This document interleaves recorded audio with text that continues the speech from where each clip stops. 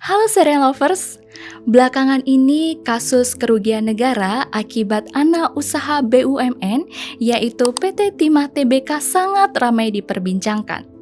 Pasalnya kasus yang diperbuat oleh Harvey Mois dan Helena Lim beserta beberapa tersangka lainnya telah merugikan negara sebanyak 271 triliun rupiah. Namun kali ini kita tidak akan membahas kasus tersebut, melainkan kita akan membahas tentang operasional PT Timah Tbk beserta kerusakan ekonomi pertambangan Indonesia.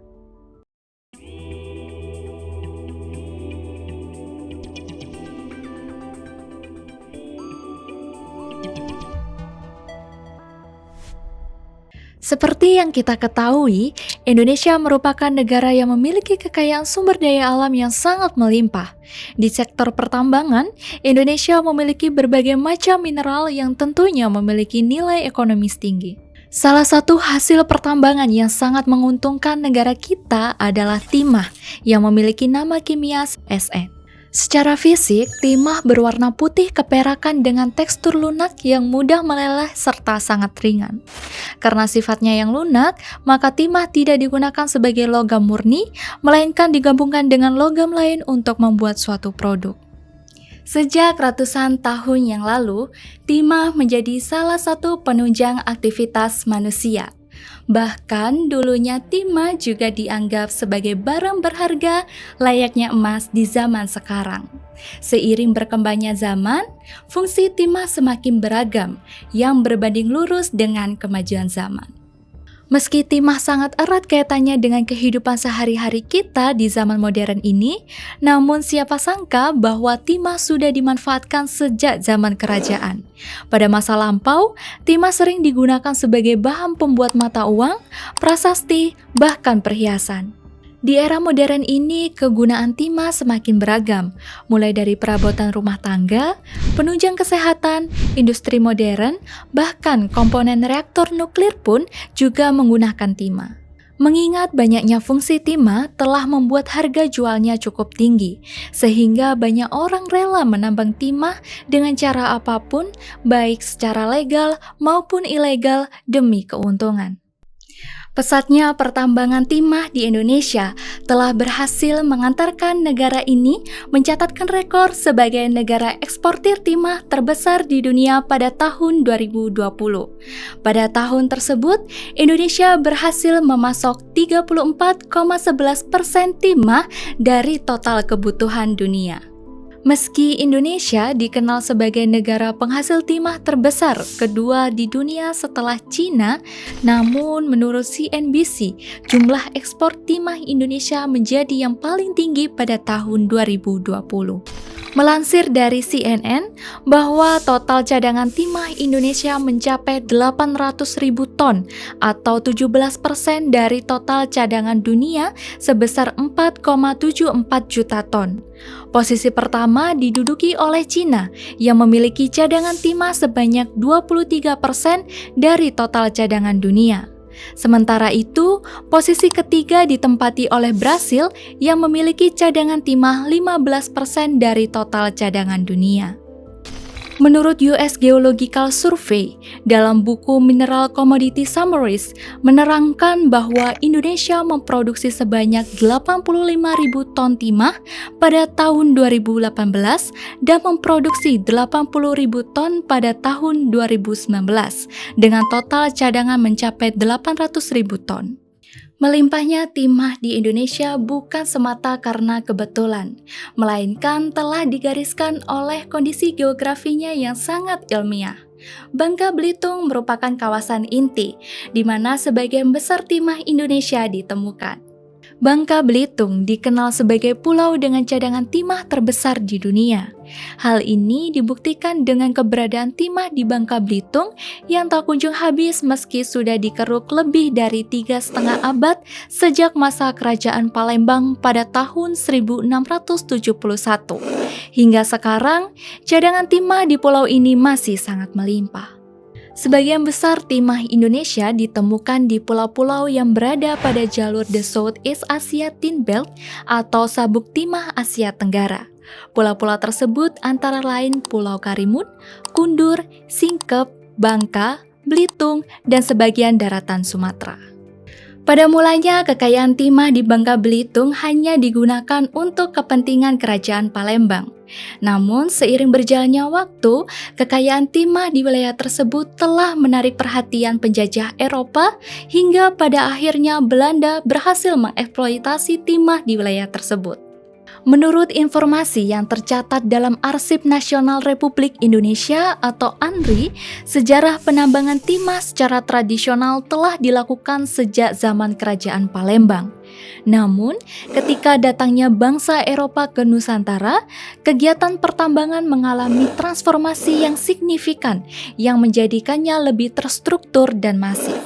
Transformasi ini ditandai dengan pendirian beberapa perusahaan tambang timah seperti BTW di Pulau Bangka, Sitem di Pulau Singkep, dan GNB di Pulau Belitung.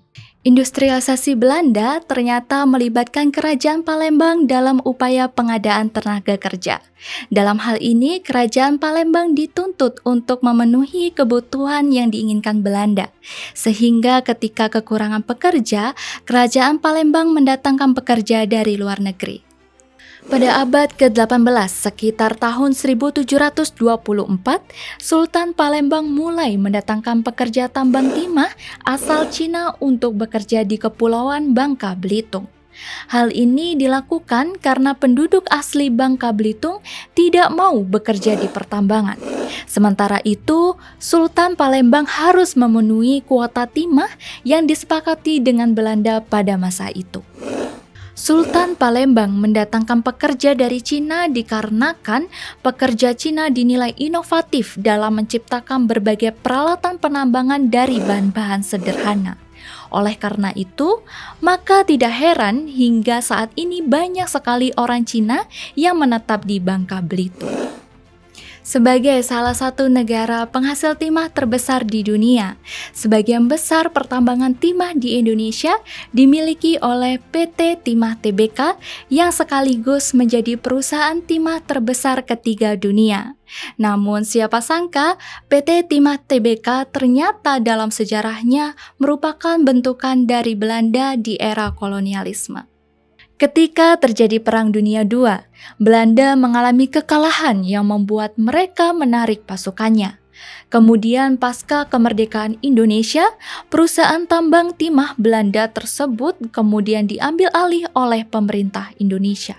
Pada tahun 1953 sampai 1958, 3 perusahaan Belanda diubah menjadi perusahaan negara atau PN. GMB menjadi PN Tambang Timah Belitung, BTW menjadi PN Tambang Timah Bangka, dan Sitem menjadi PN Tambang Timah Singkep. Pada tahun 1961, pemerintah membentuk Badan Pimpinan Umum atau BPU untuk mengawasi dan mengkoordinasikan kerja ketiga PN tersebut. Pada tahun 1968, ketiga perusahaan negara dan BPU tersebut dilebur menjadi perusahaan negara atau PN Tambang Timah. Pada tahun 1976, PN Tambang Timah diubah menjadi perusahaan perseroan dengan nama PT Tambang Timah Persero yang seluruh sahamnya dimiliki oleh Negara Republik Indonesia. Pada tahun 1995, PT Tambang Timah Persero melakukan penawaran saham umum perdana di BEI dengan kode bursa TINS. Penawaran saham umum tersebut menjadikan perusahaan ini bersifat terbuka. Pada tahun 1998, PT Tambang Timah Persero Tbk merubah anggaran dasar perseroan dan berubah menjadi PT Timah Persero Tbk dan juga melakukan diversifikasi usaha dengan membentuk sejumlah anak perusahaan. Berdasarkan dari laman resmi PT Timah Tbk, dalam pembuatan timah harus melewati beberapa proses, mulai dari penambangan biji timah hingga menjadi timah batangan. Terdapat 2 macam lokasi penambangan timah, yakni antara di darat atau di laut. Penambangan di darat dilakukan dengan cara menggali tanah menggunakan pompa semprot. Selanjutnya pasir beserta biji timah dialirkan melalui peralatan yang disebut sakan yang akan memisahkan pasir dan biji timah. Sedangkan penambangan di laut dilakukan dengan cara menyedot biji timah dari dasar laut dengan menggunakan kapal keruk maupun kapal isap. Timah yang diperoleh melalui kegiatan penambangan kemudian dilakukan pencucian di pabrik washing plant untuk memisahkan timah dari mineral lain yang diperoleh selama proses penambangan. Setelah tahap pencucian dilakukan dengan proses mineral dressing untuk memisahkan mineral ikutan lainnya, sehingga menghasilkan biji timah dengan kadar yang sesuai dengan standar peleburan. Langkah berikutnya adalah peleburan atau smelting.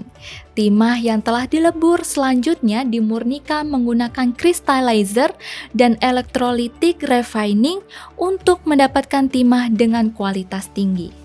Hasil dari proses ini adalah logam timah dalam bentuk balok atau batangan dengan berat rata-rata antara 23 kg hingga 27 kg per batang.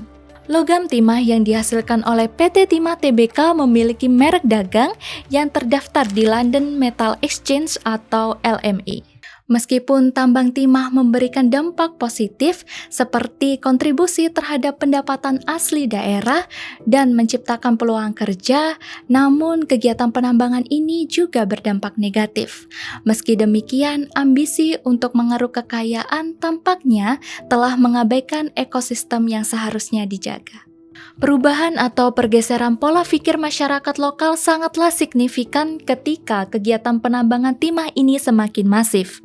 Banyak dari mereka yang sebelumnya berprofesi sebagai pedagang, petani, nelayan, dan buruh kini beralih profesi menjadi penambang. Lebih dari itu, ironisnya lagi, banyak sekali anak putus sekolah yang malah memilih untuk menambang timah. Selain itu, pembukaan lahan baru juga sangat merusak ekosistem, terutama ekosistem hutan. Kerusakan hutan yang ditimbulkan berdampak pada hilangnya potensi pertumbuhan ekonomi yang berkelanjutan, seperti sektor perkebunan dan pertanian. Selain itu, lumpur yang mengalir ke sungai-sungai menyebabkan pencemaran air sungai. Belum lagi dampak penambangan di laut yang menggunakan kapal keruk atau kapal isap berpotensi merusak ekosistem laut. Hal ini disebabkan oleh pembuangan limbah ke laut yang menyebabkan sedimen menutupi terumbu karang dan mengakibatkan kerusakan terumbu karang. Tidak hanya itu, masyarakat sekitar juga dihadapkan pada ancaman kematian, termasuk dugaan adanya paparan radiasi yang dapat mengancam kesehatan. Potensi radiasi ini sangat berbahaya karena mengandung komponen yang bersifat radioaktif seperti thorium.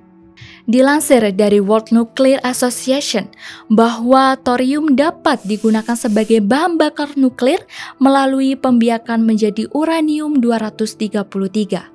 Hal ini tentu saja menimbulkan kekhawatiran yang sangat merugikan, terutama bagi penduduk lokal. Terlepas adanya potensi sampingan tersebut, langkah terbaik yang harus dilakukan ialah mereklamasi dengan menutup bekas tambang dan memulihkannya seperti sedia kala. Regulasi tersebut tampaknya tidak sepenuhnya dilakukan, baik dalam penambang legal maupun ilegal. Dalam praktiknya, pemulihan atau reklamasi tidak dapat diterapkan secara sempurna, bukan hanya faktor lepas tanggung jawab, melainkan juga secara struktur sangat tidak memungkinkan untuk direklamasi. Dilansir dari Bapeda Kepulauan Bangka Belitung, menyatakan bahwa dalam prakteknya suatu lokasi yang telah digali tidak dapat 100% ditimbun kembali, sehingga diperkirakan kurang lebih 30% lokasi galian tersebut akan berbentuk kolong. Hingga saat ini, sekitar 12.000 lubang bekas penambangan timah di Kepulauan Bangka Belitung masih menunggu untuk direklamasi. Belasan ribu kolong tersebut sangatlah berbahaya dan berpotensi menimbulkan musibah. Kolong bekas tambang yang telah berubah menjadi kolam yang seringkali dimanfaatkan masyarakat untuk berbagai keperluan. Ironisnya, tempat ini juga sering digunakan sebagai arena bermain bagi anak-anak. Bahkan berita tenggelamnya anak di dalam kolam bekas galian tersebut telah menjadi hal biasa di masyarakat setempat. Kolong-kolong tersebut juga berpotensi menjadi habitat bagi reptil buaya serta dapat memicu perkembangan jentik nyamuk. Hal ini tentu saja membahayakan keselamatan dan kesehatan masyarakat.